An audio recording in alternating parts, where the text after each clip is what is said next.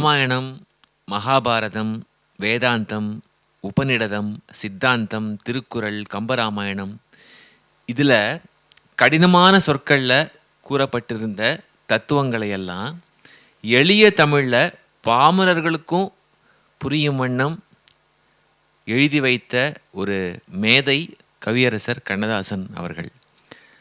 கவியரசு கண்ணதாசன் அப்படின்னு சொன்னாலே நம்மில் பலருக்கு அவருடைய திரைப்பட பாடல்கள் தான் நினைவுக்கு வரும்.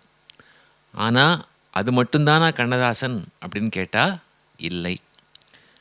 கண்ணதாசன் நிறைய நூல்கள் எழுதியிருக்கார். நிறைய கவிதை தொகுப்புகள் அவருடையது வந்திருக்கு. அவருடைய கவிதை எந்த அளவுக்கு ஈர்ப்புள்ளதாக இருக்குமோ அதே அளவு ஈர்ப்பு கொண்டது அவருடைய உரைநடை. அவருடைய உரைநடைக்கு ஒரு சிறந்த எடுத்துக்காட்டு அர்த்தமுள்ள இந்து மதம் என்கின்ற ஒரு அற்புதமான படைப்பு. கிட்டத்தட்ட 10 பாகங்கள் இந்த அர்த்தமுள்ள இந்து மதத்தில் இருக்குது. இந்து மதத்தினுடைய பெருமைகள், அந்த ஒவ்வொரு சடங்குக்கும் பின்னால் இருக்கின்ற உண்மையான காரணங்கள், இவற்றையெல்லாம் தன்னுடைய அனுபவங்களோடு கலந்து உண்மைத்தன்மையோடு ஒரு எளிய பாமர மொழியில் கண்ணதாசன் ஆற்றியிருக்கின்ற ஒரு மிகப்பெரிய பங்களிப்பு. இந்த சமூகத்துக்கு அவர் தந்த ஒரு இலக்கிய கொடை என்று, ஒரு ஆன்மீக கொடை என்றே கூட இந்த படைப்பை சொல்லலாம். தமிழ்த்தேருக்கும் இதற்கும் என்ன பொருத்தம்னு உங்களுக்கு தோன்றலாம். நம்ம தமிழ்த்தேரினுடைய அடுத்த சுற்றில் கண்ணதாசனின் இந்த அர்த்தமுள்ள இந்து மதம் பற்றி, இந்த தமிழ்த்தேரின் 6 கரங்களாகிய 6 வரங்கள் ஒவ்வொருவராக வந்து இந்த நூல் என்னை எவ்வாறு பாதித்தது, நான் என்ன கற்றுக்கொண்டேன் அப்படிங்கிற தலைப்பில் ஒரு சிற்றுரை ஆற்ற அடுத்தடுத்து வர இருக்காங்க. இப்போ நாம் அவர்கள் வசம் மேடையை ஒப்படைக்கலாமா?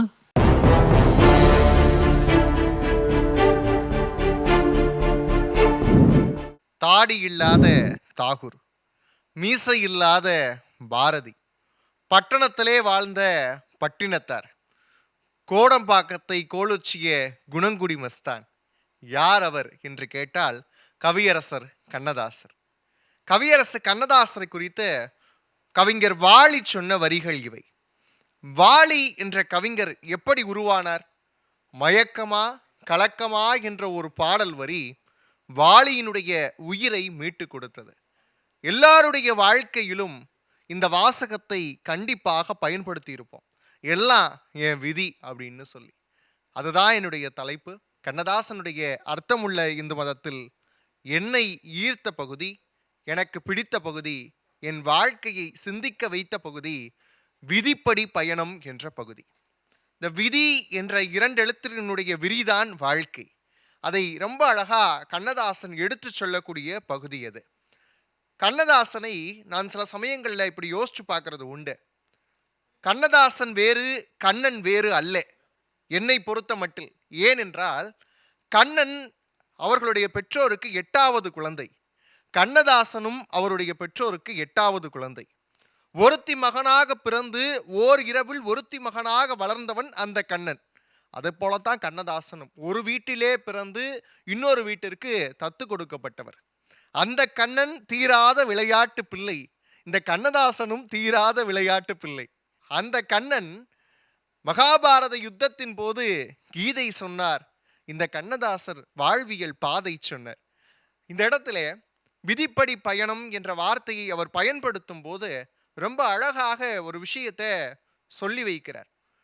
இந்திய தத்துவ மரபுகளில் கர்மா அப்படின்ற ஒரு வார்த்தை உண்டு. கர்மா என்றால் வினை என்ற அர்த்தம். வினைக்கு செயல் என்று ஒரு அர்த்தம் உண்டு. யார் யார் என்னென்ன விஷயங்களை செஞ்சிருக்கிறாங்களோ அதனுடைய பயனை இந்த பிறவியில் அனுபவிப்பார்கள் என்ற நம்பிக்கை எல்லா சமயங்களுக்குள்ளாகவும் எல்லா மதங்களுக்குள்ளாகவும் இருந்து வந்தது. சைவ சித்தாந்தம் இதனை எப்படி அணுகுகிறது என்று பார்த்தால் பழவினை, நுகர்வினை, ஏறுவினை என்று சொல்லி வைக்கிறது. வினை அப்படின்னு சொன்னாலே அது 3ஆக பிரிக்கக்கூடியது என்றெல்லாம் சைவ சித்தாந்தம் பேசி வைக்கிறது. இதையெல்லாம் விதிப்படி பயணம் என்ற அந்த பகுதியிலே கண்ணதாசன் மிகவும் நேர்த்தியாக பதிவு செய்கிறார். இந்த விதி என்ற வார்த்தை பக்தி இலக்கியத்திலிருந்து தான் உண்டானதா என்று கேட்டால் நிச்சயமாக இல்லை. சங்க இலக்கிய காலத்திலிருந்து, சங்கம் மருவிய காலத்திலும், சங்கம் மருவி காப்பியங்கள் வந்த காலகட்டத்திலும், காப்பியங்களினுடைய நீட்சியாக அடுத்தடுத்த இலக்கியங்கள் வளர்ந்த காலகட்டத்திலும், பக்தி இலக்கிய காலகட்டத்திலும், சிற்றிலக்கிய காலகட்டத்திலும், இக்கால இலக்கியத்திலும் கூட விதி என்ற வார்த்தை இருக்கத்தான் செய்கிறது. காரணம், மனிதனுடைய வாழ்க்கை என்பதே இந்த 2 எழுத்துக்குள்ளாக அடங்கி விடுகிறது என்பதை மிகவும் நேர்த்தியாக கண்ணதாசன் பதிவு செய்கிறார். அதற்கு எவ்வளவு அழகான உதாரணங்கள் அவர் கொடுக்கிறார் என்று பார்த்தால், சில புராண கதைகள்ல சிவபெருமானும் பார்வதியும் மண்ணுலகத்திற்கு வருவதாக சில கதைகள் உண்டு. அந்த கதைகளிலும் கூட அவர்கள் விதிப்படிதான் கர்மாவை அனுபவித்தார்கள் என்று பதிவு செய்கிறார். அதற்கு அவர் பயன்படுத்தக்கூடிய வார்த்தையை பாருங்கள். ராமனையும் விதி ஆண்டது, சீதையையும் விதி ஆண்டது, காமனையும் விதி ஆண்டது, ரதியையும் விதி ஆண்டது என்று பதிவு செய்கிறார். யோசித்து பாருங்கள். நாளைக்கு உனக்கு பட்டாபிஷேகம்னு சொல்லி வைத்திருக்கக்கூடிய நிலையில் முந்தைய நாள் இரவில் ராமனுக்கு மொத்த காட்சியும் மாறி போகிறது. இலக்குவன் வசிட்டர் இடத்துல கேட்கக்கூடிய ஒரு கேள்வியாக அவனுடைய கோபத்தின் போது வசிட்டர் இவ்வாறு பதிவு செய்வார். நதியின் பிழையன்று நறும்புணலின்மை, விதியின் பிழை மைந்த என்று சொல்லுவார். அதைத்தானே கண்ணதாசனும் சொன்னார். நதி வெள்ளம் காய்ந்து விட்டால் நதி செய்த குற்றம் அன்று, விதி செய்த குற்றமடின்னு பதிவு செஞ்சிருப்பார். இந்த விதியை சொல்லும் போது ராமனையும் சீதையையும் காமனையும் ரதியையும் சொல்லிவிட்டு பின்னால் அப்படியே வரலாற்றுக்குள்ளாகவும் வருகிறார். கோவலனுடைய மையல் அவனுடைய விதியாக அமைந்தது. கண்ணகியினுடைய விதி மதுரையிலே இருந்தது. பாண்டியனுடைய விதி ஒற்றை கால்சிலம்பில் இருந்தது. நெப்போலியனுடைய விதி அவனுடைய பேராசையில் இருந்தது. ஜூலியர் சீசரின் விதி அவனோட நண்பனிடத்திலே இருந்தது. காந்திஜியினுடைய விதி கோட்சேவின் கைத்துப்பாக்கியில் இருந்தது என்று பதிவு செய்கிறார். எளிய உதாரணங்கள் தான். வரலாறுகளை எல்லாம் ஒரே சாளரமாக்கி விதியின் வல்லமையை இங்கு பதிவு செய்கிறார். யோசித்து பாருங்கள். ஜூலியர் சீசரிலே ஒரு இடம் ரொம்ப அழகாக இருக்கும். ஜூலியர் சீசர் தன்னுடைய நாட்டு மக்களுக்காக பிற நாட்டு செல்வங்களை எல்லாம் ரோமாபுரியில் குவித்தவன். அப்படி குவித்து கொண்டிருக்கக்கூடிய நேரத்திலே புரூட்டஸ் வருகிறான். வந்து சீசர் இடத்திலே பேசுகிறான். நான் நீ இருவரும் ஒரே பள்ளிக்கூடத்தில் தான் படித்தோம், இருவரும் நண்பர்கள் தான், இல்லை என்று மறுக்கவில்லை. ஆனால் நீ புகழடைந்தாய், நான் புகழ் பெற முடியவில்லை என்று சொல்லி உற்ற நண்பனாக இருந்த புரூட்டஸ் குத்துகிறான். அதுதான் புகழ்பெற்ற வாசகமாக பின்னாளில் வந்தது, யூடியூப் புரூட்டஸ் என்று சொல்லக்கூடிய வாசகமாக. அவன் ரோமாபுரியில் இருக்கக்கூடிய மக்களிடத்தில் என்ன சொன்னான் தெரியுமா? சீசஸ் இஸ் அம்பிஷியஸ் பர்சன் என்று சொன்னான். இவன் சுயநலவாதி என்று கட்டமைத்தான். அதுவும் விதிதான். பின்னாளிலே ஆண்டனி வந்து பேசி உண்மையை உரைக்க செய்ததும் விதிதான். இவ்வாறு எளிய உதாரணங்களை கண்ணதாசன் கொடுத்தார். இந்த விதி என்று சொன்ன இடத்திலேயே அடுத்து வரக்கூடிய வார்த்தை மதி என்ற வார்த்தை பின்னப்பட்டே வந்துவிடும். விதி என்று சொன்னால் மதியும் இருந்துதானே ஆகும். விதியை மதியால் வெல்லலாமே என்று நீங்கள் கேட்கலாம். அதற்கு தெளிவான ஒரு விளக்கத்தை கண்ணதாசன் இந்த பகுதியிலே வைக்கிறார். விதி என்பது வித்தாக இருந்தால் அதனுடைய கிளையாகத்தான் மதி என்பது இருக்கும் என்று பதிவு செய்கிறார். விதி வாசல் கதவுகளை திறந்து வைத்தால் மட்டும்தான் மதி மாளிகைக்குள் நுழைய முடியும் என்று பதிவு செய்கிறார். அருமையான விளக்கமாக இது தென்படுகிறது. ஆத்திகம் பேசக்கூடிய அடியவர்கள் இதனை ஏற்றுக்கொள்வீர்கள். கடவுள் இல்லை என்று சொல்லக்கூடிய நாத்திகராக நீங்கள் இருந்தால் இந்த தலைப்பை எப்படி அணுகி பார்க்கலாம் என்று கேட்டால், அறிவியலில் உங்களுக்கு நம்பிக்கை இருக்கும். நியூட்டனுடைய 3வது விதி என்ன சொல்கிறது? ஒவ்வொரு வினைக்கும் அதற்கு சமமான எதிர்வினை உண்டு. இது அறிவியல் உண்மையானால் தீதும் நன்றும் பிறர் தர வாரா என்ற கொள்கையும் விதிப்படி அமைந்த கொள்கைதான். ஆகவே நல்லதே செய்வோம், நல்லதே நினைப்போம். நன்றி, வணக்கம். பாலு, வழக்கம் போல் கலக்கிட்டீங்க. விதிப்படி பயணம் அப்படிங்கிற உங்களுடைய தலைப்பில்.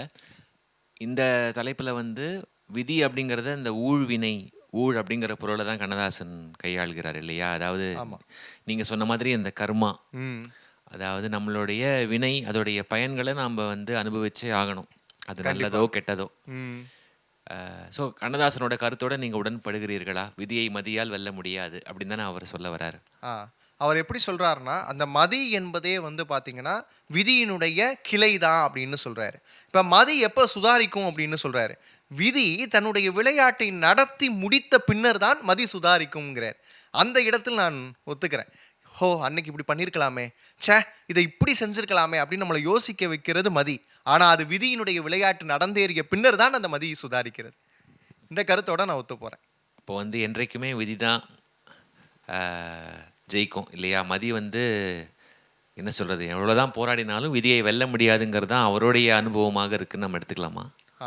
ஏன் அப்படின்னா கண்ணதாசனுடைய வாழ்வியல் அனுபவங்கள்ல இருந்தே சில விஷயங்களை அவர் எழுதுறாரு. அப்படி எழுதுறப்ப நாம் நினைப்பதெல்லாம் நடந்து விட்டால் அப்படிங்கிறப்ப தெய்வம் அப்படிங்கிற விஷயத்தை நம்ம நாடி போக மாட்டோம் இல்லையா?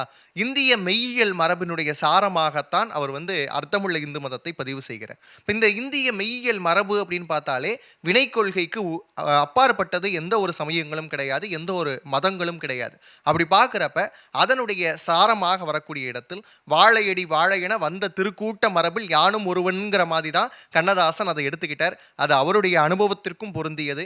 அவரை பின்பற்றக்கூடிய எங்களுடைய வாழ்க்கையிலையும் நாங்கள் அதை உணரும் போது சரியாக தான் சொல்லியிருக்கிறார் கவிஞர் அப்படின்னு எங்களுக்கு தோணுதுங்க. நன்றி பாலு, தேங்க்யூ. நன்றிண்ணா.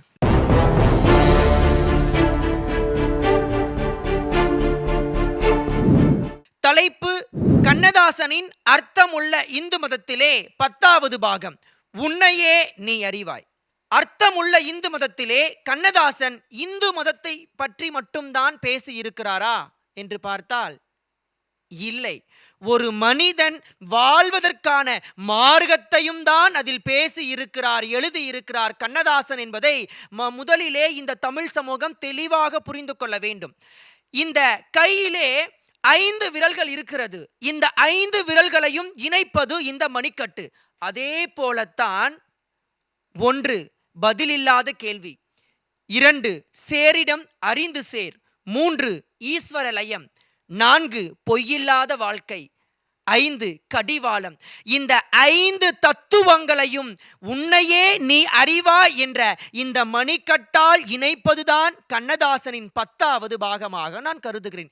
இதில் 1வதாக பார்த்தால் பதில் இல்லாத கேள்வி. முதலில் நாம் அறிந்து கொள்ள வேண்டியவற்றுள் முக்கியமாக அறிந்து கொள்ள வேண்டிய ஒரு விஷயம், ஒரு அறிவு என்ன என்று பார்த்தால் நான் யார் என்ற கேள்வி. இந்த கேள்விக்கு இதுவரைக்கும் எல்லோருக்கும் விடை தெரியுமா என்று நீங்களே கேட்டு பாருங்கள். நிச்சயமாக நீங்கள் அறிந்திருக்க மாட்டீர்கள். இதை இப்படியாக கண்ணதாசன் அவர்கள் பதிவு செய்கிறார். எப்படி தெரியுமா? ஒரு குளத்திலே தண்ணீர் இருக்கிறது. அந்த தண்ணீரிலே இருக்கிற மீன் அந்த குளத்திலே இருக்கின்ற அழுக்கை எல்லாம் தின்றுவிட்டு அந்த நீரை சுத்தப்படுத்துகிறது. அதே மீன்தான் பறக்கின்ற பருந்துக்கும் பறவைகளுக்கும் மனிதர்களுக்கும் ஆகாரமாக விளங்குகிறது. இதுதான் ஒரு மீனுடைய லட்சியம். ஆக இந்த உலகத்திலே படைக்கப்பட்ட எல்லா உயிர்களுக்கும் லட்சியம் என்பது ஒன்று இருக்கிறது. அந்த லட்சியத்தை இந்த உலகிலே நாம் வெளிக்கொணர்வதற்காகத்தான் இந்த மண்ணிலே திருஷ்டிக்கப்பட்டிருக்கிறோம் என்பதை முதலிலே உணர வேண்டும். இதை யார் உணர்கிறார்களோ அவர்களுக்குத்தான் நான் யார் என்ற கேள்விக்கு விடை தெரியும் என்று பதிவு செய்கிறார் அந்த முதல் பதிலில்லாத கேள்வி என்ற தத்துவத்தில். 2வதாக பார்த்தால் கண்ணதாசன் அவர் சொல்லுவது என்னவென்று பார்த்தோமே ஆனால் 2வது சேரிடம் அறிந்து சேர். முதல் தத்துவத்திலே நீ யார் என்பதை நீ அறிந்து கொண்டாய், நான் யார் என்ற கேள்விக்கு பதிலை அறிந்து கொண்டாய். 2வதாக இந்த நான் யார் என்பதை அறிந்து கொண்ட பின் நீ யாரிடம் சென்று சேருகிறாய் என்பதில் தான் உன்னுடைய லட்சியமே அடங்கி இருக்கிறது என்று நாம் சேருகின்ற நோக்கம் என்பது ஒழுக்கத்தின் அடிப்படையில் இருக்க வேண்டும் என்று 2வது தத்துவத்தை பதிவு செய்கிறார். அடுத்ததாக சொல்ல வேண்டும் என்றால் 3வது தத்துவம் ஈஸ்வர லயம். ஈஸ்வர லயத்திலே அவர் என்ன பதிவு செய்கிறார் என்று பார்த்தால் ஒழுக்கத்தை தாண்டி 3வதாக கண்ணதாசன் பதிவு செய்வது உன்னையே நீ அறிவா என்ற தத்துவத்தின் அடிப்படையில் இந்த உலகத்திலே தெய்வம் இருக்கிறது என்பதை எப்படி அறிந்து கொள்கிறோம்? உலகம் இருக்கிறது என்பதால் தானே தெய்வம் இருக்கிறது என்பதை அறிந்து கொள்கிறோம். இந்த இடத்திலே தெய்வம் என்பது உலகம், அந்த உலகத்தினுடைய வடிவம்தான் இந்த உலகமாக இருக்கிறது. அப்பொழுது தெய்வம் வேறு உலகம் வேறு அல்ல, இரண்டும் ஒன்றுதான் என்று தன்னுடைய 3வது தத்துவத்திலே பதிவு செய்கிறார். இதை தாண்டி 4வது தத்துவத்திற்கு வந்தோமே என்றால் 4வது தத்துவத்திலே கண்ணதாசன் இப்படியாக பதிவு செய்கிறார். கண் போன போக்கிலே கால் போகலாமா, கால் போன போக்கிலே மனம் போகலாமா, மனம் போன போக்கிலே மனிதன் போகலாமா என்று ஒரு கவிஞன் எழுதியிருக்கிறான். ஆக 4வது தத்துவத்தில் கண்ணதாசன் பதிவு செய்வது என்ன என்று பார்த்தால் பொய்யில்லாத வாழ்க்கை. இந்தியாவிலே எவ்வளவு தெய்வங்களுடைய கோவில்கள் இருக்கிறதோ அந்த அவ்வளவு இந்திய நாட்டிலே பொய் செல்லும் மனிதர்களை நான் பார்த்திருக்கிறேன் என்று சொல்லுகிறார்.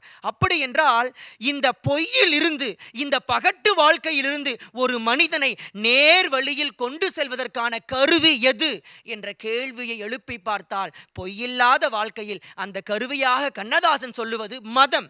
அப்படி என்றால் மதத்தை உயர்த்தி பிடிக்கிறாரா? இல்லை. கண்ணதாசன் மதங்கள் வேண்டாம் என்று சொல்லவில்லை. கண்ணதாசன் மதங்கள் வேண்டாம் என்று சொல்லவில்லை.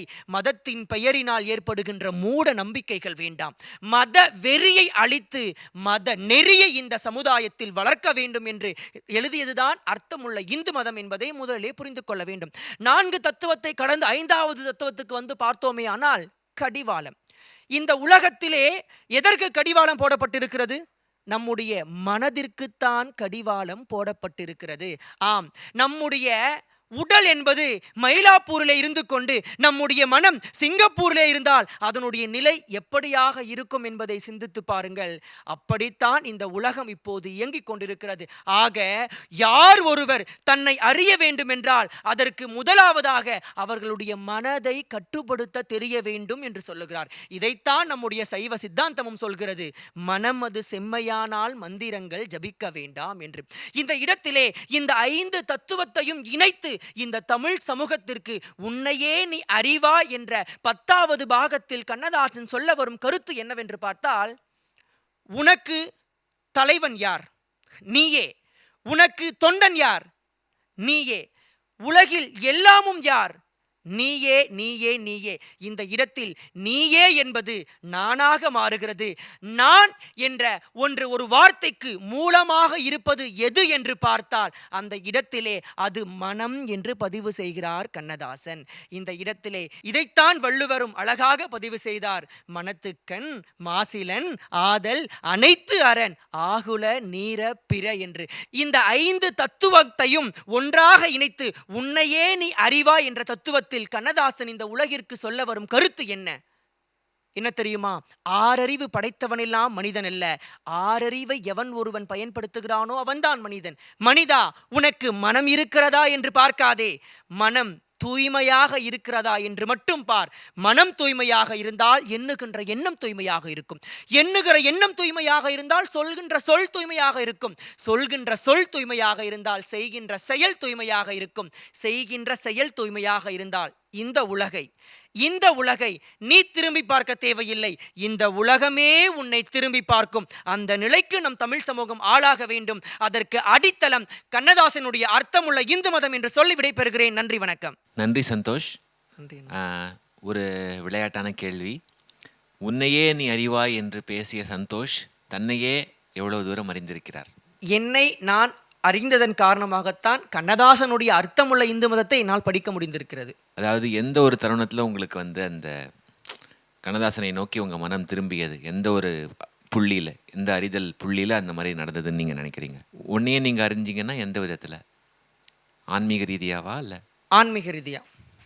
சரி, முழுவதும் படிச்சிட்டிங்க அர்த்தமுள்ள இந்து மதம்? ஒரு 3 பாகங்கள் படித்திருக்கிறேன். அதில் எனக்கு எது சிறப்பாக இருக்கும் அந்த தலைப்படுத்தி நான் பேசியிருக்கேன். நன்றி, சிறப்பு, வாழ்த்துக்கள். நன்றி அண்ணா.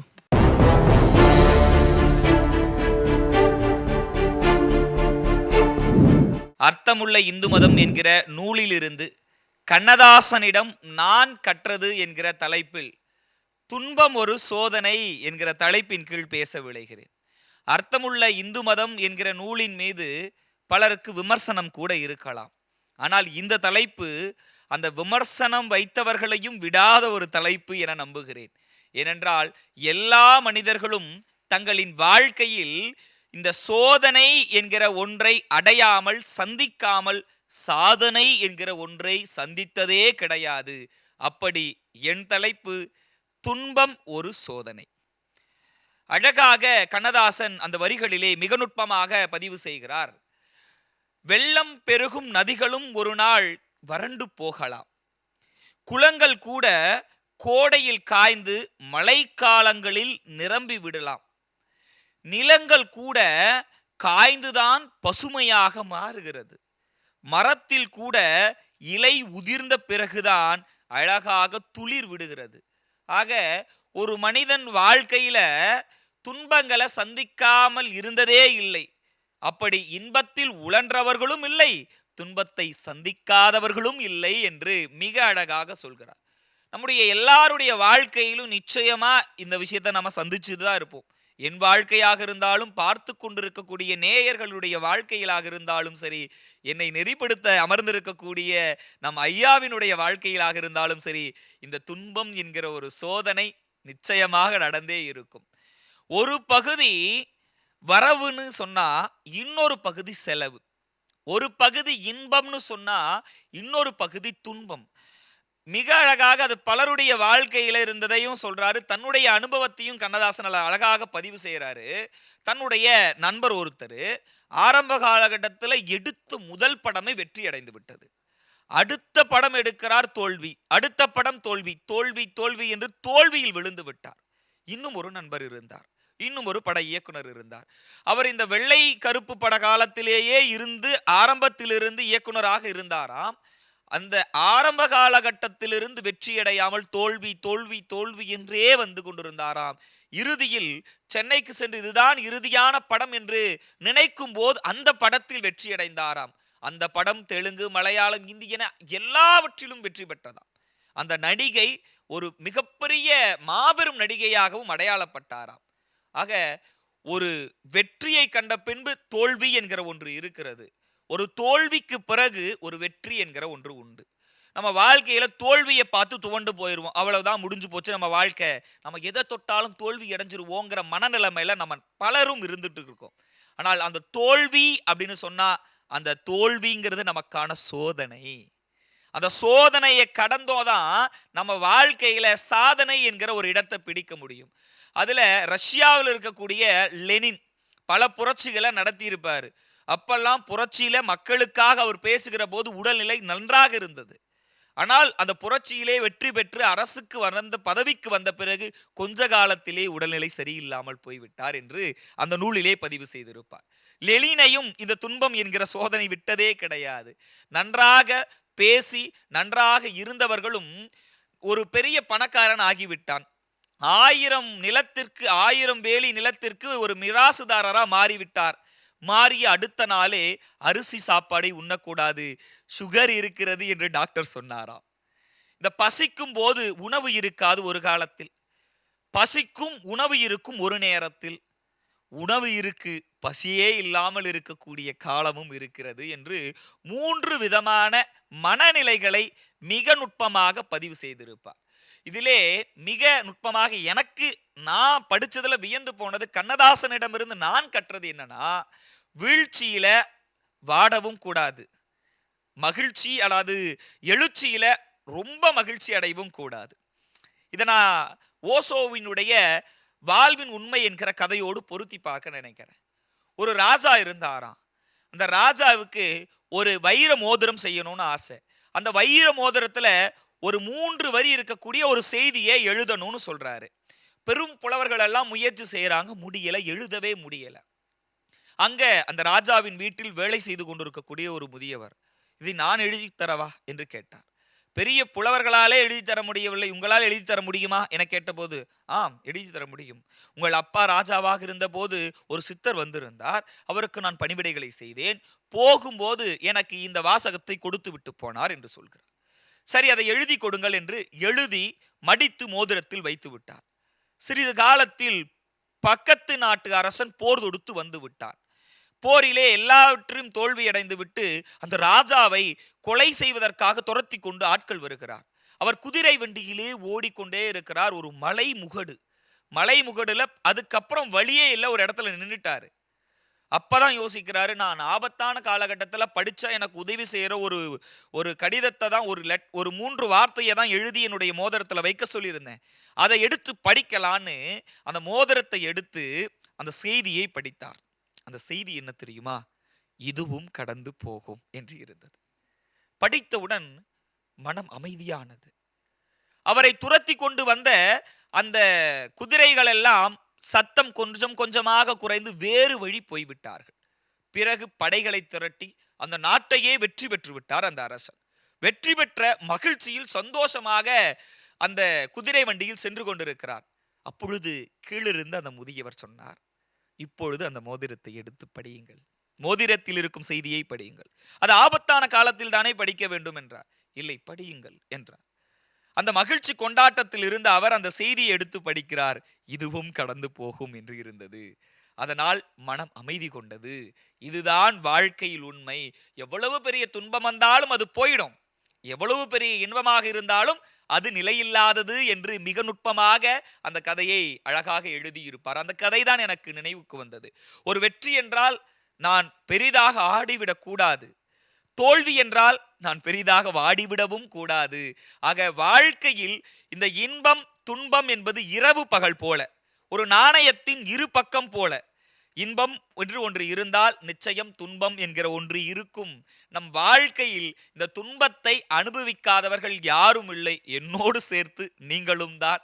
அந்த துன்பம் என்பது உங்களுக்கான சோதனை. அதை நீங்கள் உணர்ந்து கொண்டால் போதும், வாழ்க்கையில் சாதனை என்கிற ஒன்றை நிச்சயமாக அடைவீர்கள். இறைவனின் தராசில் துன்பமும் இன்பமும் சரிசமமாகத்தான் இருக்கும். ஒவ்வொருவரின் வாழ்க்கையிலும் இந்த இன்ப துன்பங்கள் வரும்.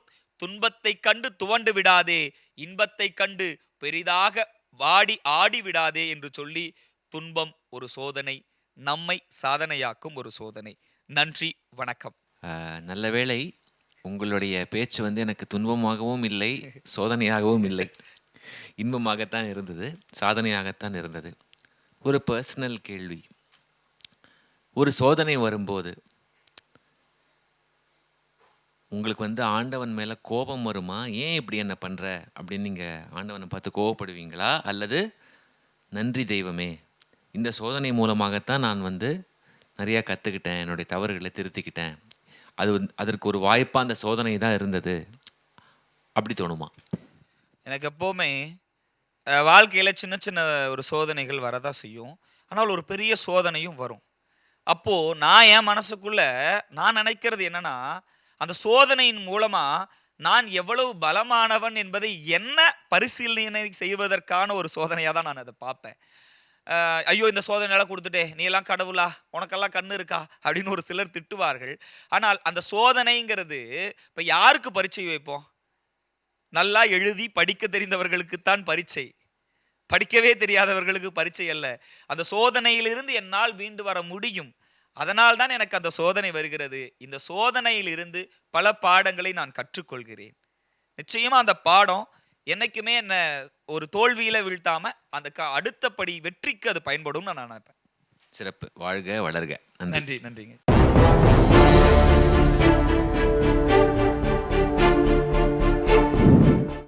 தடுக்கி விழுந்தால் தாங்கி பிடிக்க ஒரு உறவு, தடம் மாறினால் தட்டி கேட்க ஒரு உறவு, தோய்வு ஏற்பட்டால் தோள் கொடுக்க ஒரு உறவு, தோல்வி ஏற்பட்டால் தன்னம்பிக்கை கொடுக்க ஒரு உறவு, அன்பிற்கே அடிமையாக்கும் ஒரு உறவு, அந்த அன்பிற்கே அடிமையாகும் ஒரு உறவு.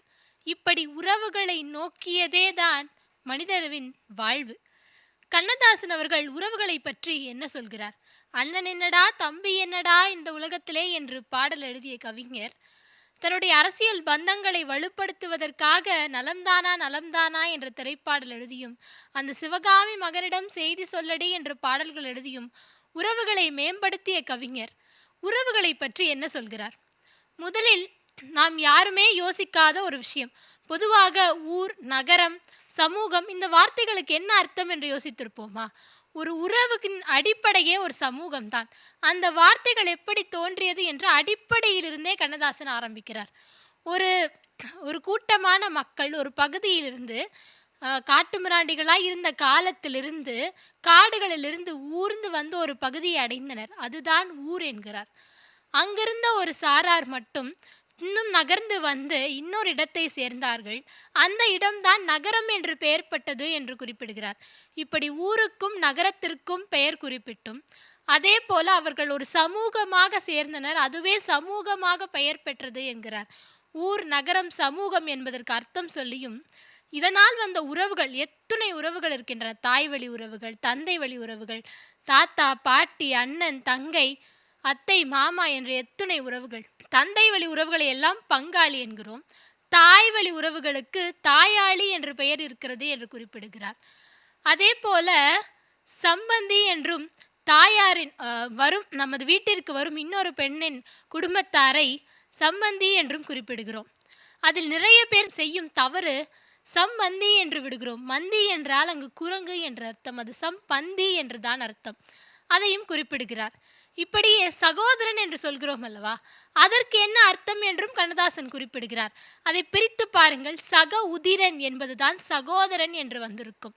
தன் உடனேயே பிறந்த, தன் உதிரத்திலேயே தனக்கு பின் பிறந்தவன் ஆதலால் அவன் சக உதிரன், சகோதரன் என்று பெயர் வந்தது என்று குறிப்பிடுகிறார். இப்படி உறவுகளுக்கெல்லாம் அர்த்தம் சொல்லிவிட்டு இத்துணை உறவுகள் இருக்கின்றன. பிறப்பால் வந்தது மட்டும்தான் உறவா? இல்லை, பிணைப்பால் வந்ததும் உறவுகள் என்றும் குறிப்பிடுகிறார். இப்படி இன்று நாம் பார்த்தோமானால் அலுவலகங்களுக்கு போகிறோம். அங்கு சென்றுவிட்டு அலுவலகம் முடிந்த உடனேயே அலுவலக நபர்களையும் அந்த நண்பர்களையும் மறந்து விடுகிறோம்.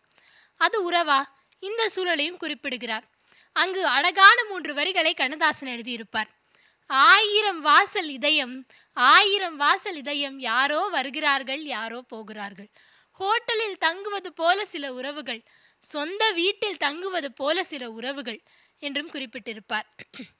இப்படியே சரி, மனிதர்களுக்கு உள்ள மட்டும்தான் உறவா?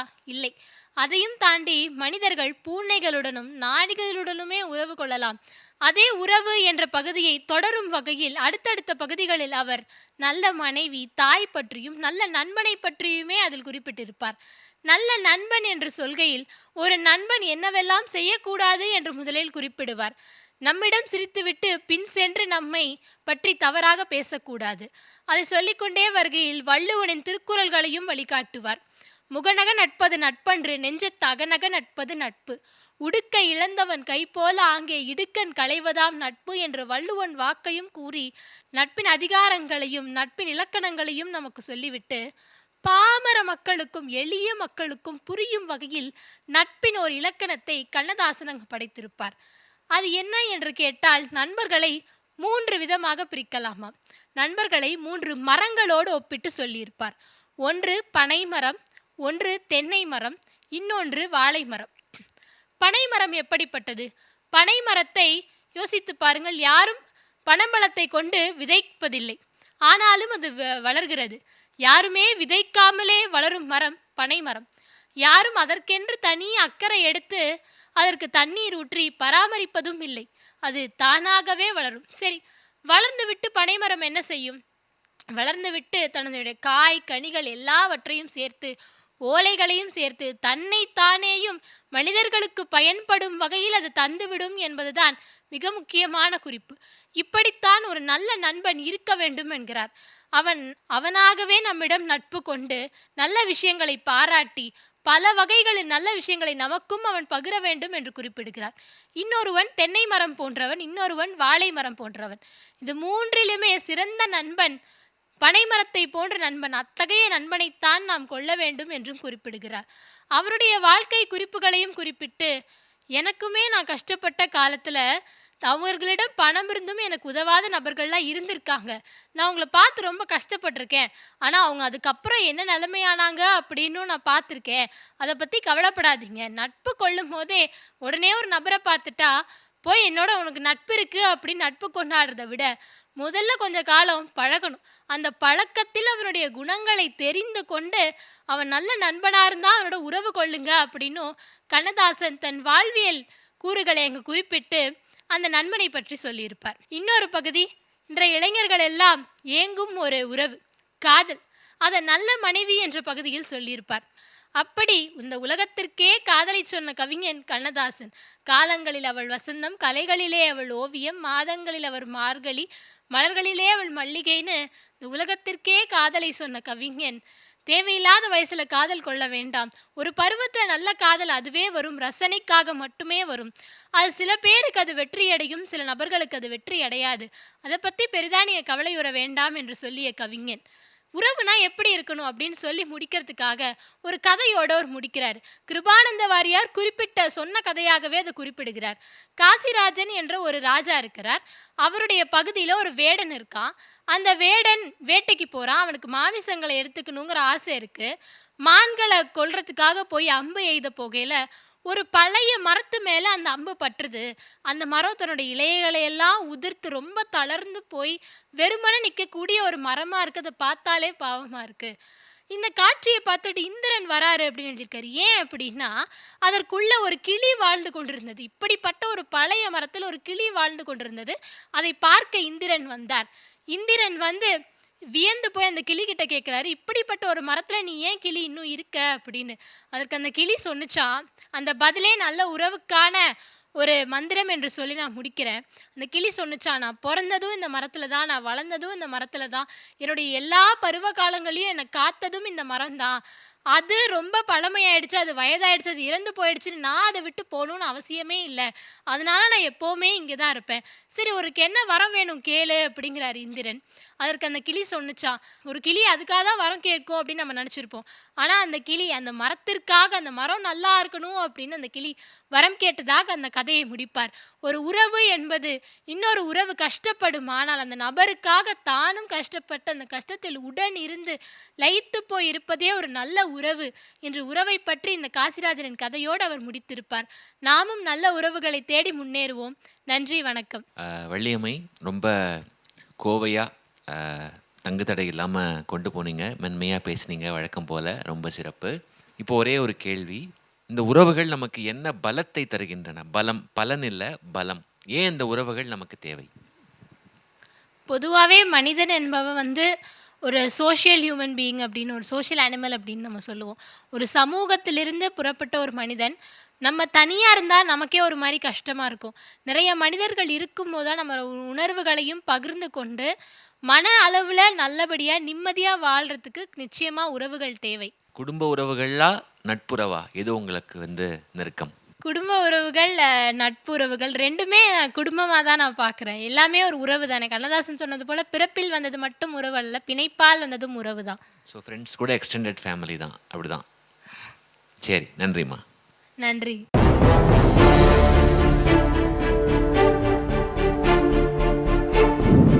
அர்த்தமுள்ள இந்து மதம் கண்ணதாசனின் மிக முக்கியமான படைப்பாக இன்றளவும் கருதப்படும் ஒரு ஆகச்சிறந்த நூல்தான் அர்த்தமுள்ள இந்து மதம். 10 பாகங்களாக வெளிவந்த இந்த நூலில் 5ஆம் பாகமான ஞானம் பிறந்த கதை என்பதை பற்றியே இன்று பேசலாம் என்று நினைக்கிறேன். என்ன சொல்லியிருக்காரு கண்ணதாசன் என்றால், ஞானம் எப்படி பிறக்கிறது என்பதற்கு கண்ணதாசன் பட்டினத்தாரை வைத்து விடை சொல்கிறார். என்ன சொல்றாரு? ஞானம் எப்படி பிறக்கும்? அறிவால் பிறக்காது, அனுபவத்தால் பிறக்கும் என்கிறார். அப்ப அறிவுக்கும் ஞானத்திற்கும் என்ன வேறுபாடு? அறிவு இந்த உலகத்தில் நாம் வாழ்வதற்கு தேவையானவற்றை நமக்கு வழங்கும். நமக்கு அறிவிருந்தால்தான் ஒரு நல்ல வேலைக்கு போக முடியும். அறிவிருந்தால்தான் ஒரு நல்ல துணையை நம் வாழ்க்கைக்கு தேட முடியும். நமக்கு அறிவு இந்த வாழ்க்கைக்கு, இந்த உலகத்தில் நாம் வாழும் குறுகிய காலத்திற்கான ஒரு கருவிதான் அறிவு. ஆனால் ஞானம் இருக்கிறதே, அது எல்லா பிறவிகளையும் கடந்து பிறவி கடலை கடக்க நாம் கையில் எடுத்து கொண்டுள்ள தோணி. ஞானம் அறிவை விட பன்மடங்கு உயர்வானது. இந்த ஞானியர் எல்லோருக்கும் ஒரு ஒற்றுமையுண்டு. அவர்கள் இந்த வாழ்க்கையை வெறுக்கிறார்கள். நாம் மிக மகிழ்ச்சியாக வாழ்ந்து கொண்டிருக்கும் இந்த வாழ்க்கையை ஏன் அவர்கள் வெறுக்கணும்? பட்டினத்தாரினுடைய கதை நமக்கு பதில் சொல்கிறது. பட்டினத்தாருக்கு போறதுக்கு முன்னாடி நாம கண்ணதாசனை பற்றியே பார்ப்போமே. அவருடைய வாழ்க்கை மிகச் சரியாக தொடங்கி ஒரு உலகம் எதை சரியான வாழ்க்கை என்று சொல்கிறதோ அப்படிப்பட்டதாக இருக்கவில்லை. அவர் தன்னுடைய கொள்கையில் வாழ்க்கை முழுவதும் பல இடங்களில் மாறுபட்டார். ஆனாலும் கூட எந்த குற்ற உணர்ச்சியும் இல்லாமல் தன்னுடைய கருத்தை அவரால் வெளிக்கொணர முடிந்ததென்றால், தான் இந்த கொள்கையை பின்பற்றி கொண்டு இருந்திருக்கிறேன், ஆனால் இப்ப வேற ஒன்ன சொல்றேன், ஆனால் எனக்கு அதை நினைத்த ஐயமில்லை, எனக்கு அச்சமில்லை என்று ஒருவன் சொல்ல முடியும் என்றால் எப்ப சொல்ல முடியும்? மனத்துக்கண் மா சில நாதல் அனைத்து அரண் ஆகுல நீர பிற என்றால் வருவர். வள்ளுவர் சொல்லுகிறார், உன் மனதில் எந்த ஒரு பிழையும் இல்லை என்றால், நீ மனசளவில் நான் சரியானவற்றைத்தான் செய்கிறேன் என்ற உறுதியுடன் இருந்தால் உன்னுடைய சிந்தனை எந்த நேரத்திலும் பாழ்பட்டு போகாது என்கிறார். அப்படிப்பட்ட அறத்தை கொண்டிருந்தார் கண்ணதாசன் என்பது குறிப்பிடத்தக்கது. ஏன்னா அருணகிரிநாதரை எடுத்துக்கொள்வோம், பட்டினத்தாரை எடுத்துக்கொள்வோம், கண்ணதாசனை எடுத்துக்கொள்வோம். இது போன்ற நம் வாழ்வில் பார்க்கும் பல ஞானியர்களின் வாழ்க்கை எப்படி இருக்குன்னா, இளமை காலங்களில் பல பிழைகளை செய்தவர்களாக இருக்கிறார்கள். உலகம் ஒரு முறைமையை தனக்குள் வைத்திருக்கிறது.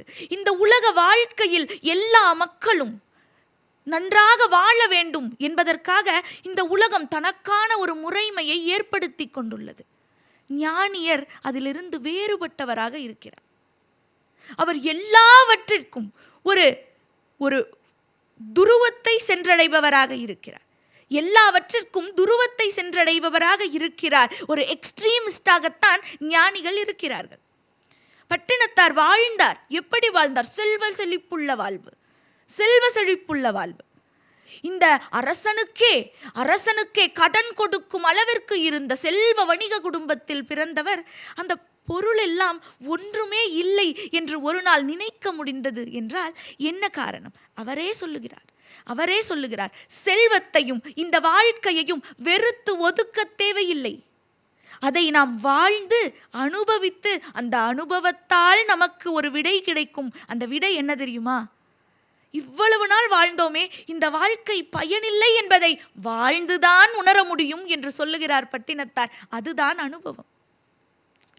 யாரை கண்டும் அஞ்சாதவனாக, அரசனை கண்டும் அஞ்சாதவனாக ஒரு ஞானி இருக்கிறான் என்று சொன்னால் அவனுடைய தெளிவு எத்தகையது! நம்மை வியக்க வைக்கும்படியாக இருக்கிறார்கள் ஞானிகள். அவர்கள் சொல்லும் ஒவ்வொரு சொல்லும் இன்று நமக்கு புரியாவிட்டாலும் நாளை புரியும். அதனால்தான் ஞானம் நமக்கு பிறக்க வேண்டும் என்றால் என்ன செய்ய வேண்டும்?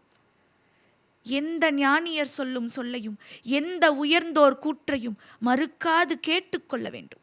இன்று நமக்கு அதில் முரண்கள் இருக்கலாம், இன்று நமக்கு அது புரியாமல் இருக்கலாம், இன்று நம்மால் அதை ஏற்றுக்கொள்ள முடியாமல் இருக்கலாம். இந்த விதை என்றோ ஒரு நாள் விருட்சமாக மாறும். ஒரு சிறு குழந்தையை பட்டினத்தார் தத்தெடுத்து வளர்த்துகிறார். எப்படி வளர்க்கிறார்? ரொம்ப நல்லா வளர்க்கிறார். ஆனால் அந்த பையன் இறைவன் ரூபத்திலிருந்து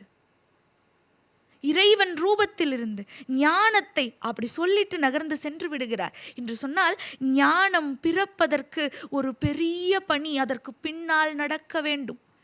ஞானம் ஒரு நாளில் இப்படி பிறந்தராது.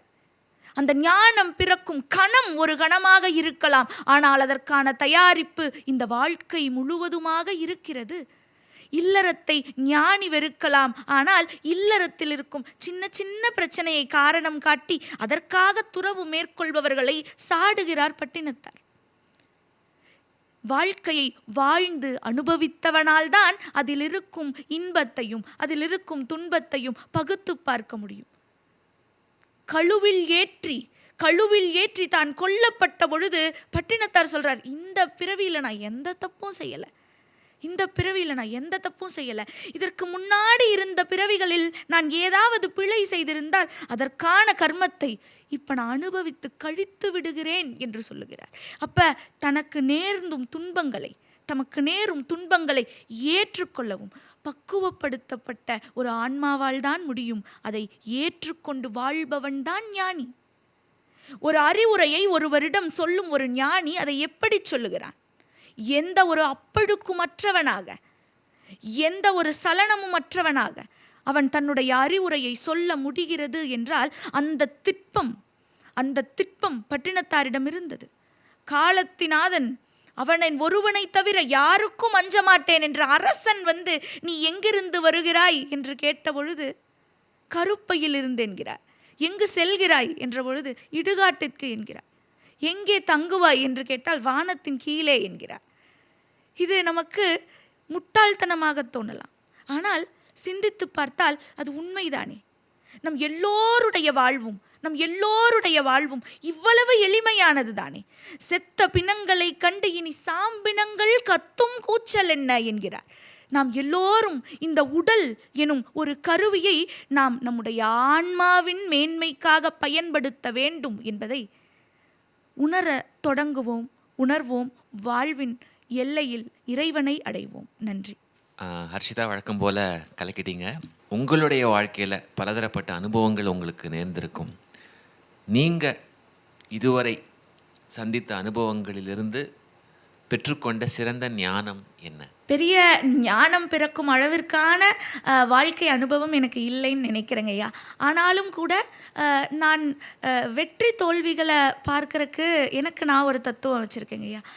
இன்றைக்கி நான் ஜெயிக்கிறேன், இன்றைக்கி நான் தோற்கிறேன், இன்றைக்கி எனக்கு மகிழ்ச்சி வருது, இன்றைக்கி எனக்கு துன்பம் வருதுன்னா அது அந்த நாளில் அந்த காலச்சூழலில் நிகழும் ஏதோ ஒரு காரணத்தால் தானோ தவிர நான் ஒரு வெற்றியாளன் அல்ல. ஒரு சின்ன வெற்றி எனக்கு கிடைச்சா நான் வெற்றியாளன் இல்லை. எனக்கு ஒரு தோல்வி கிடைச்சதுன்னா நான் ஒரு தோல்வியுற்ற மனிதர் அல்ல. நாம் எல்லா நேரங்களிலும் எல்லா சூழல்களிலும் மதிப்புள்ள மனிதர்கள் தான் ஒவ்வொருவரும். வெற்றியும் தோல்வியும் கால ஓட்டத்தில் சின்ன சின்ன கற்கள், அவ்வளவுதான் அப்படிங்கிறத நான் ஒரு கொள்கையாக வச்சுருக்கேங்க ஐயா. மற்றபடி ஞானம் என்று சொல்லுகிற அளவிற்கு நீங்கள் சொன்ன மாதிரி அந்த ஒரு அனுபவம் மூலமாக நமக்கு ஒரு புரிதல் கிடைச்சிருக்கும் இல்லையா?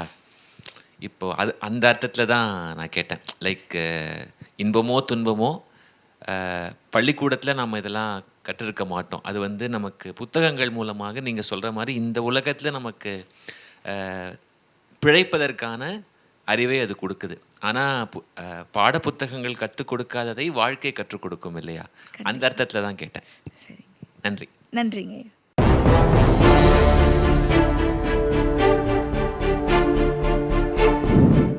அர்த்தமுள்ள இந்து மதம் என்ற புத்தகத்தில் கண்ணதாசனிடமிருந்து நான் கற்றுக்கொண்டது எது தெரியுமா? உனக்குள்ளே நிம்மதி. எங்கே நிம்மதி இருக்கிறது என்ற கேள்விக்கு ஒரு கவிஞன் இப்படி ஒரு கவிதையை எழுதுகிறான். அன்பை காட்டும்போது அதை சந்தேகிக்காத இதயங்கள் இல்லை.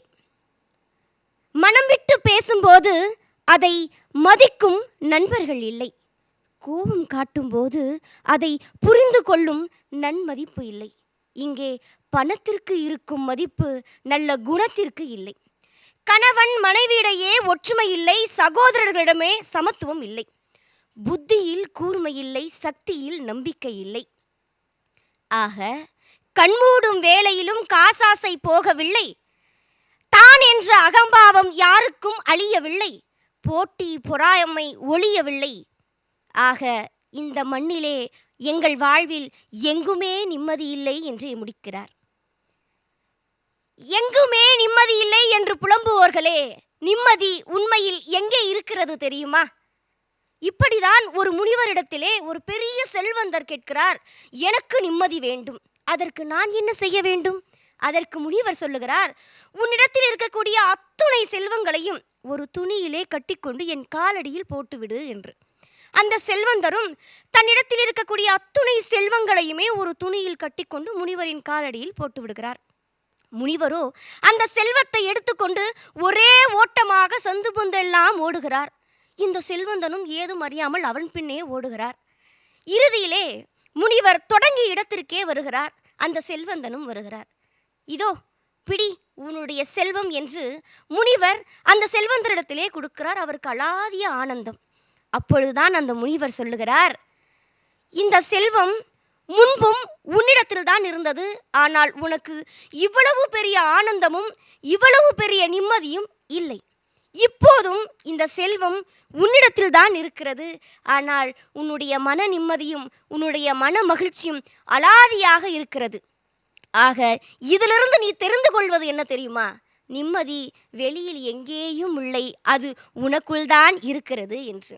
ஆம், நிச்சயமாக நிம்மதி அங்கே இருக்கிறதா இங்கே இருக்கிறதா என்ற கேள்விக்கு நிம்மதி உனக்குள் இருக்கிறது என்பதுதான் நிதர்சனமான உண்மை. பாண்டவர்களும் வனவாசம் போனார்கள், ராமனும் வனவாசம் போனார்கள். வேண்டுபவர்களுக்கு எல்லா வரமும் கொடுக்கும் சிவபெருமானுக்கு கூட இக்கட்டான காலம், நிம்மதியற்ற காலம் ஒன்று இருந்தது. அப்படியாக பார்த்தால் எல்லோருக்குமே ஒரு கட்டத்தில் நிம்மதியற்ற நிலை இருக்கத்தான் செய்கிறது. அந்த நிம்மதியை எப்படி தேட வேண்டும் தெரியுமா? அளந்து பேசி அளந்து வாழ்கிறவனுக்கு ஆசைகள் அதிகபட்சமாக கிடையாது. ஆசைகள் குறைய குறைய அவனிடத்திலே துன்பம் குறைந்து கொண்டே வரும். இப்படி துன்பம் குறைந்து கொண்டே வந்தால் அவன் வாழ்க்கை கட்டுக்குள் வரும். வாழ்க்கை கட்டுக்குள் வந்துவிட்டால் அவன் மனமும் கட்டுக்குள் அடங்கிவிடும். மனமும் கட்டுக்குள் அடங்கிவிட்டால் துன்பமும் கட்டுக்குள் நின்றுவிடும் என்றுதான் கண்ணதாசன் சொல்லுகிறார். சுருக்கமாக கண்ணதாசன் எப்படி தெரியுமா சொல்லுகிறார்? ஜீரணிக்க தெரிந்தவனுக்கு மழையும் கடுகளவுதான், ஜீரணிக்க தெரியாதவனுக்கு கடுகு கூட மழைதான் என்று முடிக்கிறார்கள். ஆக எல்லாவற்றிற்கும் எது காரணமாக இருக்கிறது என்று சொன்னால் அது மனம்தான். நிம்மதி எங்கே ஒளிந்திருக்கிறது தெரியுமா? இந்த மனம் என்கின்ற தோணியில்தான் நிம்மதி ஒளிந்திருக்கிறது. ஆக மனம் ஒன்றை சரி என்று நினைத்து விட்டால் எல்லாமே சரியாக தெரிகிறது. மனம் ஒன்றை தவறாக நினைத்து விட்டால் எல்லாமே தவறாகத்தான் தெரிகிறது. ஆக எதற்கு அடித்தளம் என்று சொன்னால் நிம்மதிக்கு அடித்தளம் மனம்தான். அந்த வகையிலே 10,000 ரூபாயை சம்பாதித்து தருகெட்டு அழிந்து போனவர்களும் இந்த மண்ணிலே உண்டு. வெறும் 250 ரூபாயை சம்பாதித்து மன நிறைவோடு மன மகிழ்வோடு தன்னுடைய இல்லறத்தை நடத்தியவர்களும் இந்த மண்ணிலே உண்டு. அழுக்கு வேட்டியை துவைத்து கட்டுவதிலும் ஆனந்தம் அடைந்தவர்கள் உண்டு. சலவை வேட்டியில் கூட சரிகை இல்லையேன்னு சலித்து கொண்டவர்களும் இந்த மண்ணில் உண்டு. ஆக நிம்மதி எங்கே இருக்கிறது என்று உங்களுக்குள்ளே ஒரு கேள்வியை எழுப்பி பாருங்களேன். நிம்மதி உங்களுக்குள்ளாராகத்தான் இருக்கிறது. கண்ணதாசன் நிம்மதி அப்படிங்கிற ஒரு வார்த்தைக்காக இறுதியிலே இப்படி ஒரு வசனத்தை சொல்லுகிறார்.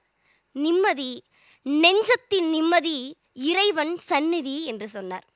எதிர் வீட்டுக்காரன் அடுக்கு வீடு கட்டிவிட்டானே, எனக்கு வீடு சாதாரண கூரை வீடாகத்தான் இருக்கிறது. எனக்கு ஜூனியராக இருந்த பையன் இன்னைக்கு லட்சம் சம்பாதிக்கிறான், நான் 10க்கும் 5க்கும் அல்லாடி கொண்டிருக்கிறேன். என்னுடைய எதிர் வீட்டு உறவினர் வெளிநாட்டில் சென்று வேலை பார்க்கிறார், நானோ இந்தியாவில் இருக்கிறேன். இப்படி அடுத்தவர்களோடு ஒப்பிட்டு நம்முடைய வாழ்க்கையை துளைக்கிறோம். இப்படி சொல்லலாமே, நாம் எல்லோரும் அடுத்தவர்களுடைய வாழ்க்கையை தான் வாழ நினைக்கிறோமே தவிர நம்முடைய வாழ்க்கையை வாழ வேண்டும் என்று ஒரு கணத்தில் கூட நாம் நினைத்து பார்க்கவே இல்லை. உங்களுக்கெல்லாம் நிம்மதியாக வாழ வேண்டும் என்ற ஆசை இருக்கிறதா? அப்போ இதை செய்யுங்களேன். கொஞ்சம் உங்களால் மன நிம்மதியுடன் வாழ வேண்டும் என்றால் மாற்ற முடிந்த அத்தனையும் மாற்றுங்கள். ஒருவேளை மாற்ற முடியவில்லை என்றால் அதை ஏற்றுக்கொள்ளுங்கள். ஏற்க முடியவில்லை என்றால் நிச்சயமாக அதனை மறந்து விடுங்கள். வாழ்க்கை மன நிம்மதியோடு இருக்கும் என்கிறார். இந்த அர்த்தமுள்ள இந்து மதத்திலே கண்ணதாசன் எல்லா மதங்களை பற்றி பேசுகிறாரா என்று எண்ணி பார்க்காதீர்கள். அவர் மதங்களை பற்றி பேசவில்லை, ஒவ்வொரு மனிதனின் மனதை பற்றியுமே பேசியிருக்கிறார். ஆக நிம்மதி எங்கே இருக்கிறது? உனக்குள்ளே இருக்கிறது. முதலிலே சொன்னேன், கண்ணதாசன் நெஞ்சுக்கு நிம்மதி இறைவன் சந்நிதி என்று. என்னுடைய ஆராய்ச்சி நோக்கில் நான் இப்படி சொல்லுகிறேனே, எது இறைவன் சந்நிதி? அன்பு கொண்ட ஒவ்வொரு நெஞ்சமுமே இறைவனின் சன்னதியாக இருக்கிறது. அந்த சன்னதியில்தான் நிச்சயமாக நிம்மதியும் உறங்கிக் கொண்டிருக்கிறது. தேடுங்கள், கிடைக்கப்படும். நிச்சயமாக உங்களுடைய நிம்மதி உங்கள் உள்ளத்திலே கிடைக்கும் என்று சொல்லி நல்லதொரு வாய்ப்புக்கு நன்றி பாராட்டி விடைபெறுகிறேன். நன்றி, வணக்கம். ஆஷிகா, வாழ்த்துக்கள். நல்லதொரு உரை, அனுபவபூர்வமான ஒரு கேள்வி. உங்களுடைய மனசில் இறைவன் சந்நிதியை நீங்கள் உணர்ந்திருக்கீங்களா? அந்த நிம்மதியை ஓரிரு கணங்களாவது ஏதாவது ஒரு சமயத்தில் உணர்ந்தது உண்டா? நிச்சயமாக உணர்ந்திருக்கேன் சார். பெரும்பாலும் மத பூசல்கள் அதிகமாக இருக்குது. ஆனால் மத பூசல்களை விட கொஞ்சம் மனித நேயத்தை கொஞ்சம் நம்ம பார்த்தோன்னா நிச்சயமாக நம்முடைய இதையுமே இறைவனுடைய சந்நிதியாக தான் இருக்குது. பசியால் யாராவது நம்மிடத்தில் வந்து பசிக்கிறது, உங்களால் முடிஞ்ச உதவி செய்யுங்கன்னு கேட்கும்போது நம்மக்கிட்ட இருக்கிறது 5ஓ 10ஓ, ஆனால் மனசார நம்ம அதை கொடுக்குறோம் பாருங்களேன். அந்த கணத்தில் நான் என்னுடைய மனதில் இறைவனை காணுகிறேன். எதிர்த்தரப்பில் ஒருத்தர் இருக்கிறார் இல்லையா, அவருக்கு நான் எப்படி தேர்வேன்னு கொஞ்சம் யோசிச்சு பாருங்களேன். நம்மனால் இறைந்ததை ஒரு கை நீட்டி நாம் உதவி செய்யும்போது அவர்கள் 2 கை கூப்பி நம்மை வணங்குகிறார்கள். ஆக இறைவன் எங்கும் இல்லை, உன் உள்ளத்தில் தான் இருக்கிறார்கள். அதை நாம் செய்கிற செயலில் தான் இருக்கிறது. ஒரு வசனம் சொல்லுவாங்க, எண்ணுகிற எண்ணம் சரியாக இருந்தால் செய்கிற செயல் தெளிவாக இருக்கும். அந்த வகையில் எண்ணம் போல்தான் வாழ்க்கை, எண்ணம் போல் மட்டும்தான் வாழ்க்கை. நன்றி, வாழ்த்துக்கள். நன்றி.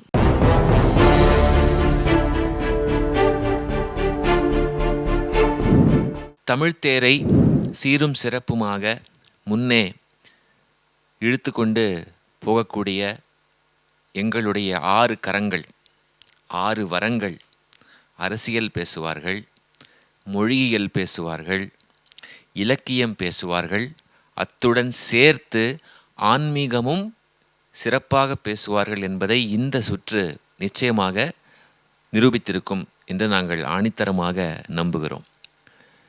கவியரசு கண்ணதாசன் அவர்கள் எழுதிய அர்த்தமுள்ள இந்து மதம் என்பது ஒரு மிகப்பெரிய கடல். அந்த கடலை கரையிலிருந்து பார்த்தால் எப்படி இருக்கும் என்பதுதான் இந்த சுற்று. எங்களுடைய இந்த 6 பேச்சாளர்களும் அந்த கரைக்கு சென்று கடலை பார்த்து கூறலாம் என்று நினைக்காமல் உங்களையும் சேர்த்து அழைத்து கொண்டு போய் அந்த கரையில் நிறுத்தி அந்த கடலை எப்படி ரசிக்க வேண்டும் என்று இந்த சுற்றில் கற்றுத்தந்தார்கள்.